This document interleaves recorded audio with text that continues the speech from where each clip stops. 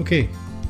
Nah, sekarang kita masuk ke simulasinya dengan menggunakan G-Power. Program G-Power kita akan pastikan kita semua sudah menginstal program ini di laptop kita, ya. Jadi Anda bisa menggoogling dulu G-Power lalu Anda install. Mudah kok. Pokoknya mudah sekali menginstal G-Power. Anda akan memilikinya free, gratis, ya. Nah, kita mau mengetahui jumlah sampel korelasi yang diperlukan untuk suatu studi. Nah, kita buka dulu aja program G-Power-nya terlebih dahulu. Nah, program G-Power-nya ini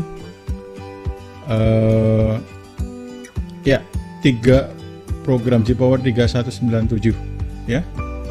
Program G-Power 3197. Nah, kita lihat di sini. Saat kita membuka, ada menu di sini yang harus kita pelajari terlebih dahulu. Kita harus kenalkan di sini ada test family. Nah, dalam test family ini kalau untuk studi korelasional maka kita pilih exact. Dan statistical testnya adalah correlation bivariate. Jadi Anda pilih correlation bivariate normal model. Lalu kemudian di sini ada tipe dari analisis powernya. Lalu juga ada input parameternya, nanti kita akan masukin, ya, dan akan saya jelaskan terlebih dahulu apa ini menu-menu ini. Yuk kita mulai masuk ke sini. Nah, kita masuk ke tipe power analisisnya atau analisis power di sini. Yang pertama adalah a priori. Nah, analisis kekuatan atau analisis power a priori ini memberitahu kita semua berapa banyak partisipan sampel yang diperlukan untuk mendeteksi ukuran efek yang diberikan. Jadi kita sudah memasukkan ukuran efek atau efek size-nya. Semisal ukuran efek itu bicara tentang studi terdahulu, riset terdahulu terkait korelasi antara yang variabel yang akan kita pelajari itu berapa. Studi yang terakhir itu berapa misalnya, ya. Jadi nanti kita akan masukkan di situ karena kalau a priori ini kita akan masuk given alpha, kita akan masuk ke power dan efek size-nya. Artinya kita akan menghitung required sample size atau jumlah sampel yang dibutuhkan berdasarkan informasi yang kita masukkan. Nah, analisis daya sensitivitas itu memberitahu kita ukuran efek apa yang sensitif untuk dideteksi oleh ukuran sampel yang kita miliki. Nah, kedua jenis analisis power ini dapat menjadi penting untuk rancangan studi kita dan juga dalam menginterpretasikan hasil korelasinya. Nah, jika kita perlu menghitung berapa banyak partisipan yang diperlukan untuk mendeteksi efek tertentu, maka kita dapat melakukan analisis power yang sifatnya a priori, ya, tipenya tipe yang a priori.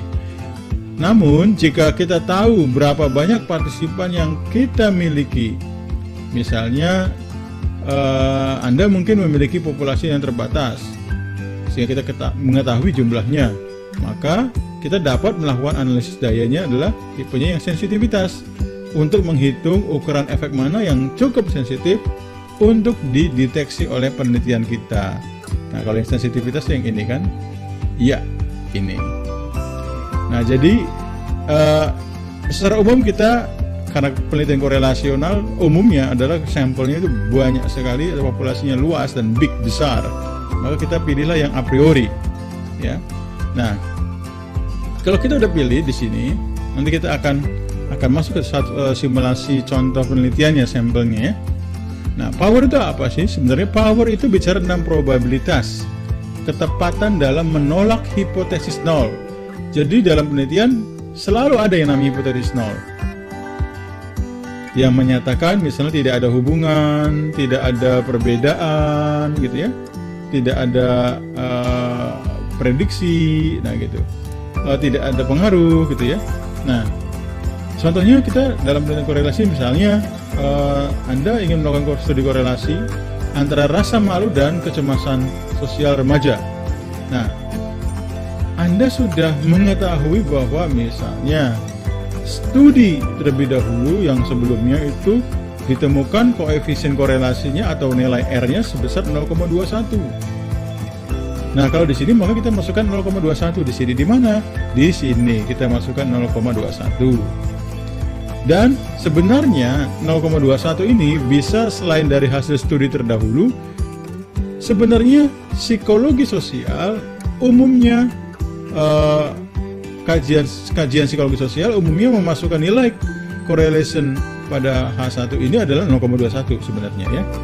Nah, kita hendak mengetahui berapa sih jumlah sampel remaja yang dibutuhkan untuk mendeteksi perbedaan yang signifikan dari koefisien korelasinya 0. Artinya begini, hipotesis kita itu harus dapat berbeda secara signifikan dari hipotesis 0. Hipotesis 0 bicara tentang tidak ada hubungan. Tidak ada hubungan antara rasa malu dan kecemasan remaja. Di mana-mana hipotesis 0 selalu muncul. Apapun hipotesis Anda, hipotesis 0 itu harus muncul. Karena apa? Karena yang diuji dalam penelitian sebenarnya adalah hipotesis 0. Yang diuji dalam statistik sebenarnya adalah hipotesis 0. Nah, kita masuk ke sini lagi. Di sini ada nilai alfa. Alfa umumnya psikologi sosial ataupun psikologi sebagai ilmu sosial itu adalah 0,05 probabilitas alfanya. Lalu powernya adalah 80. Ya. Sebenarnya gitu. Sebenarnya 0,80 itu adalah power yang bisa dikatakan logis dan maksimal untuk penelitian sosial. Nah, kita lihat lagi kemudian di sini sebenarnya kita bisa langsung klik calculate ya.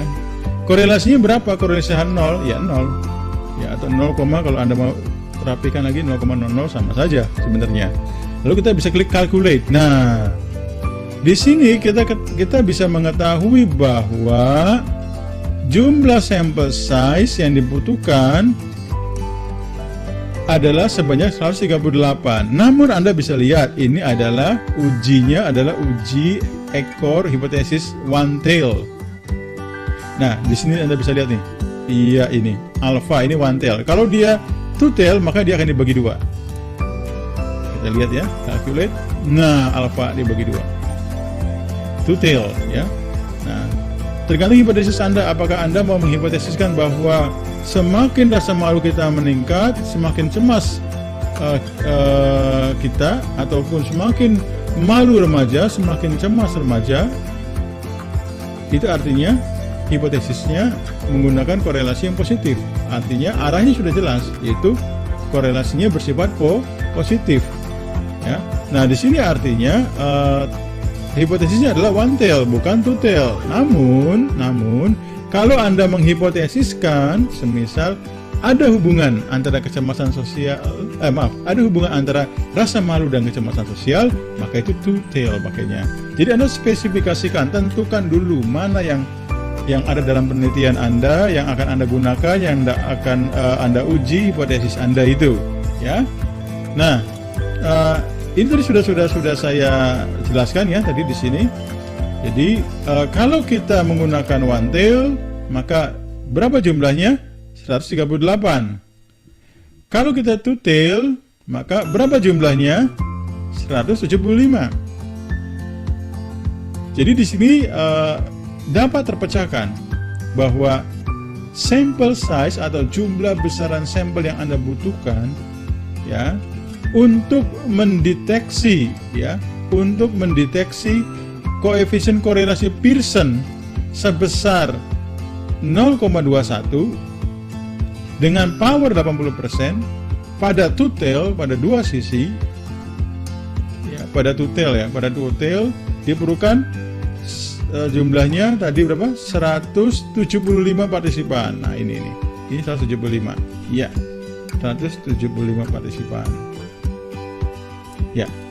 Nah, namun kalau satu sisi, ingat kalau ini satu sisi, ini satu sisi, kita ubah satu sisi, maka jumlahnya 138. Ini adalah simpulan dari jumlah sampel yang Anda butuhkan dalam studi korelasi Anda. Baik, saya Yohanes Budiarto dari channel Ruang Penelitian Psikologi. Semoga membantu memecahkan masalah Anda. Selamat siang, salam sehat senantiasa, salam sejahtera buat kita semua.